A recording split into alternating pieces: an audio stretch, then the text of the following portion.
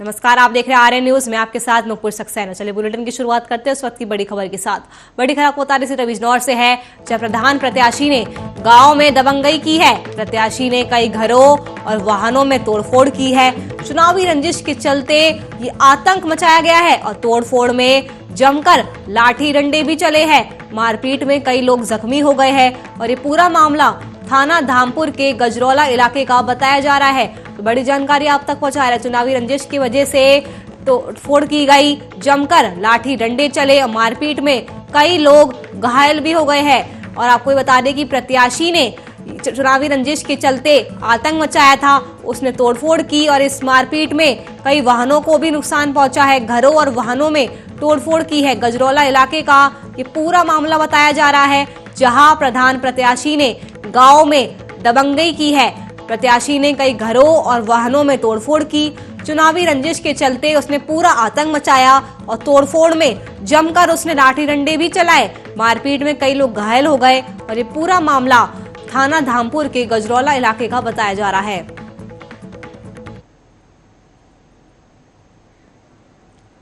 तस्वीरों के जरिए आप देख सकते हैं कितना आतंक मचाया था उस प्रत्याशी ने, किस तरह से तोड़फोड़ की, ये आप तस्वीरों के जरिए देख सकते हैं। चुनावी रंजिश के चलते ये आतंक मचाया, घरों और वाहनों में जमकर तोड़फोड़ की गई। बड़ी जानकारी आप तक पहुंचा रहे, प्रधान प्रत्याशी ने गांव में दबंगी की है। प्रत्याशी ने कई घरों और वाहनों में तोड़फोड़ की। इसी खबर पर ज्यादा जानकारी के लिए हमारे संवाददाता लोकेंद्र कुमार हमारे साथ जुड़ चुके हैं। लोकेंद्र कुमार, किस वजह से इस प्रत्याशी ने इतना आतंक मचा दिया? मैं बता दूं नुपुर जी, ये बिजनौर के धामपुर गजरौला गांव का मामला है, जहां पर दो जो प्रधानी पक्ष के चुनाव डले हैं अभी, उसको लेकर किसी बात को लेकर इनमें विवाद हो गया, जो चुनावी रंजिश को लेकर। और विवाद इतना बढ़ गया कि जो प्रधान प्रत्याशी था उसने, जिसने वोट नहीं दिए, उसके घर पर जाकर उन्होंने हंगामा काट दिया और घरों में जो वाहन थे उनको तोड़ दिया है। लाठी डंडे चलने से भी जो और दूसरी पक्ष के जिनके वाहन तोड़े हुए आ गए मौके पर, तो आपस में डंडे चल गए, जिससे 6 लोग जख्मी हो गए। जिला अस्पताल में वे भर्ती हैं, उनका इलाज चल रहा है। घायलों की अभी कैसी स्थिति बताई जा रही है? जी, घायलों की अभी कैसी स्थिति बताई जा रही है जो अस्पताल में भर्ती है? जी मैं बता दूं, जो हमारे डॉक्टर से बात हुई तो डॉक्टर ने बताया इनकी हालत चिंताजनक है और इनका इलाज चल रहा है और अभी कोई मतलब सीरियस हालत में है। इनको रेफर भी हम कर सकते हैं मेरठ के लिए, लेकिन अभी फिलहाल अगर जरूरत पड़ी तो हम रेफर करेंगे। अभी फिलहाल इलाज चल रहा है। जब प्रधान प्रत्याशी इस तरह से तोड़फोड़ कर रहा था, आतंक मचा रहा था, तो उसे वहां पर जो स्थानीय लोग हैं या कोई अधिकारी हो, उन्होंने रोकने की कोशिश नहीं की क्या उसे? को चला जा भाई साहब भी छोड़ने का वो।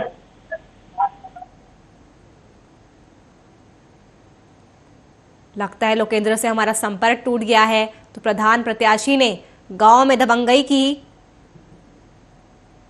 प्रत्याशी ने कई घरों और वाहनों में तोड़फोड़ की। आपको बता दें, चुनावी रंजिश के तहत उसने इस घटना को अंजाम दिया। राहुल गांधी के बाद कांग्रेस नेता प्रियंका गांधी वाड्रा ने भी देश में लगातार बढ़ते कोरोना के मामलों और स्वास्थ्य व्यवस्था की लचर हालत को लेकर सवाल उठाए हैं। उन्होंने कहा कि ऑक्सीजन उत्पादन में भारत दुनिया के सबसे बड़े देशों में से एक है, तो फिर यहाँ इसकी कमी आखिरकार क्यों है? उन्होंने सरकार पर जमकर हमला साधते हुए कहा कि सरकार के पास समय था, लेकिन इसके बावजूद कुछ नहीं किया गया और सरकार चुनाव में व्यस्त है। कोरोना की स्थिति पर प्रियंका गांधी ने बड़ा बयान देते हुए कहा कि ये सरकार दुबई में ISI से बात कर सकती है, लेकिन विपक्ष से बात नहीं कर सकती, उनके सुझावों पर चर्चा नहीं कर सकती। आपको बता दें कि देश में कोरोना अपने साथ कई परेशानियां लेकर आया है। देश में कोरोना से हालात बेकाबू होने के बाद स्वास्थ्य सिस्टम भी चरमरा गया है। एक तरफ कोरोना से संक्रमित मामले रोजाना नए रिकॉर्ड तोड़ रहे हैं, तो दूसरी ओर ऑक्सीजन की किल्लत कोविड मरीजों की जान ले रही है। मरीजों की संख्या बढ़ने की वजह से ऑक्सीजन की किल्लत है। हालांकि सरकारी डाटा पर नजर डालेंगे तो ऐसा लगेगा कि पिछले साल मार्च में आई इस महामारी के बाद भी सरकार ने ऑक्सीजन के स्टॉक को बनाए रखने के लिए कोई खास प्रयास नहीं किया। आपको बता दें कि पिछले साल अप्रैल से इस साल जनवरी तक ऑक्सीजन का निर्यात दोगुना तक बढ़ा है। हालांकि सरकार ने इस पर स्पष्टीकरण जारी करते हुए कहा है कि ये फर्जी खबर है, जिसको लेकर कांग्रेस महासचिव प्रियंका गांधी ने ऑक्सीजन की कमी पर सरकार को जमकर घेरा है। तो आपको बता दें, प्रियंका गांधी वाड्रा ने केंद्र सरकार पर जमकर निशाना साधा है। प्रियंका गांधी का कहना है कि कोरोना की पहली वेव और दूसरी वेव में 8 से 9 महीने का समय था, लेकिन उस दौरान भी सरकार ने कुछ इंतजाम नहीं किए।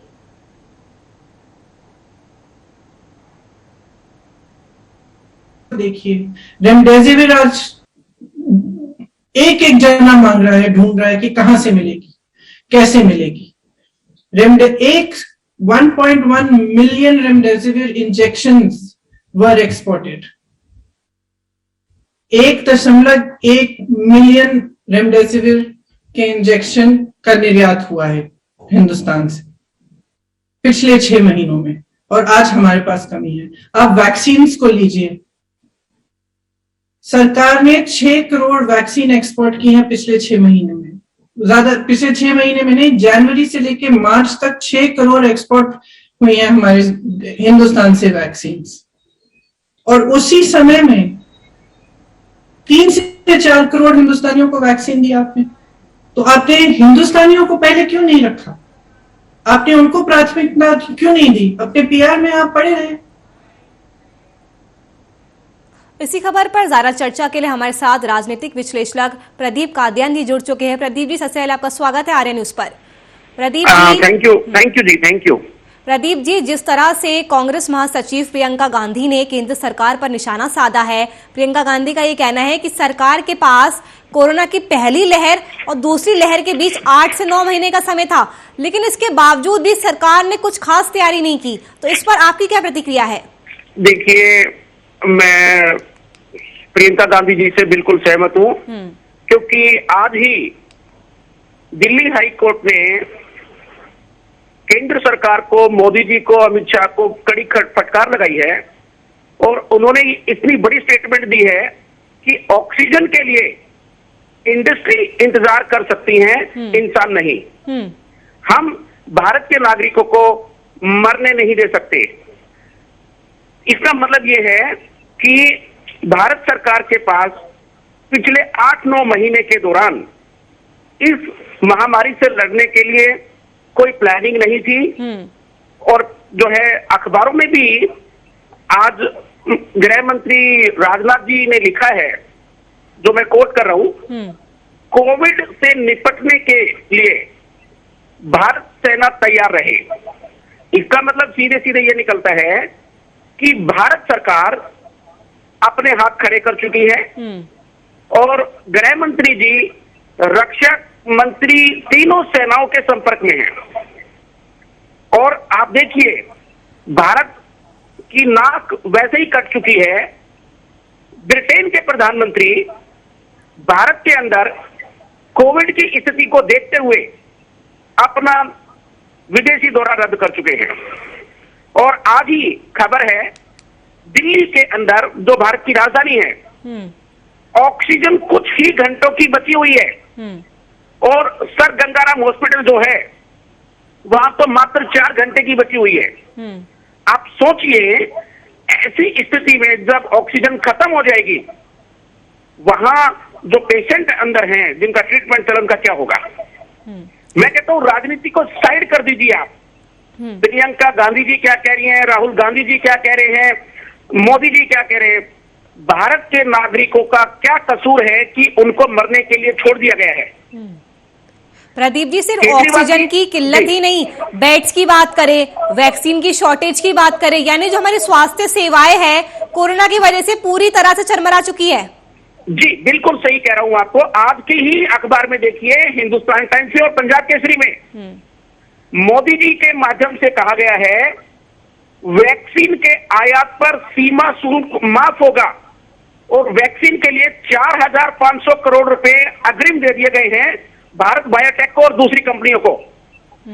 इसका मतलब सीधा सीधा ये निकलता है कि आने वाले 3 महीने से लेकर 6 महीने तक भारत के अंदर वैक्सीन की भारी कमी रहेगी। और अभी एक आप ही के चैनल के माध्यम से मुझे पता लगा और अखबार में भी था, पिछले एक महीने के दौरान, मतलब जनवरी से लेके अभी अप्रैल तक 3 महीने हो जाते हैं, 15 दिन पहले ये खबर आई थी कि भारत सरकार ने 6 करोड़ वैक्सीन विदेशों में निर्यात की है। अब बात मुद्दे की आती है, भारत के अंदर जो भारत के नागरिक हैं, भारत सरकार उनको प्राथमिकता देगी दूसरे नागरिकों को। पहला कोरोना का केस 5 जनवरी 2020 को आया था और 25 जनवरी 2020 को भारत के एयरपोर्ट पे एक सूचना पट लगाया गया था कि भारत के अंदर आने वाले प्रत्येक विदेशी को या नागरिक को कोरोना टेस्ट कराना जरूरी होगा। वो 25 दिन अगर भारत सरकार ने ना गंवाए होते तो ये स्थिति ना होती।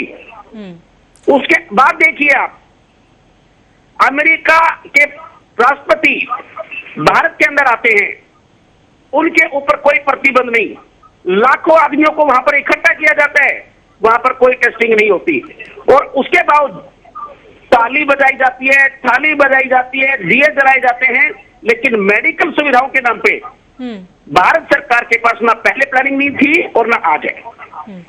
प्रदीप और जी, यही स्टेट का भी हाल है, आप देखिए।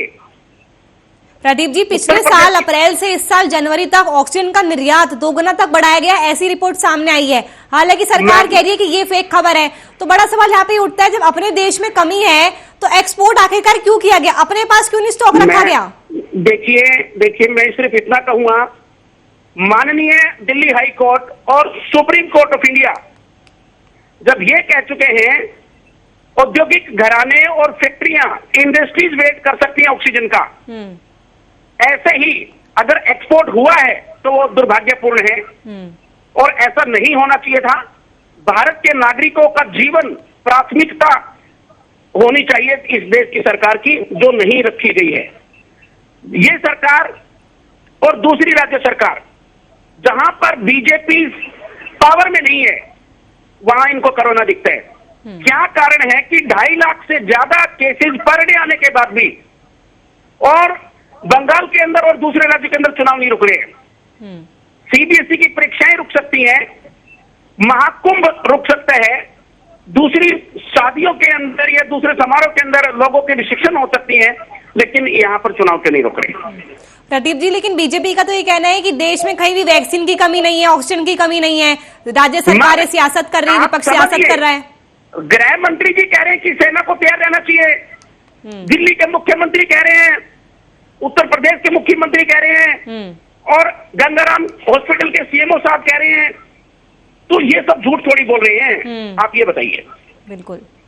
तो 1 साल में माना जाए सरकार ने कुछ नहीं किया, बिल्कुल कोई बेड की व्यवस्था नहीं की, कोई नए अस्पताल नहीं बनाए, सरकार को लगा पहली लहर जा चुकी है और अब हम सब टेंशन फ्री जाना चाहिए। मैं ये कह सकता हूँ, तथ्यों के साथ में ये कह सकता हूँ, सबूतों के साथ में ये कह सकता हूँ, भारत सरकार ने 5 जनवरी 2020 से लेके आज तक इस महामारी से लड़ने के लिए कोई प्लानिंग नहीं बनाई है और अगर बनाई भी है तो पूरी तरह से फेल हो चुकी है।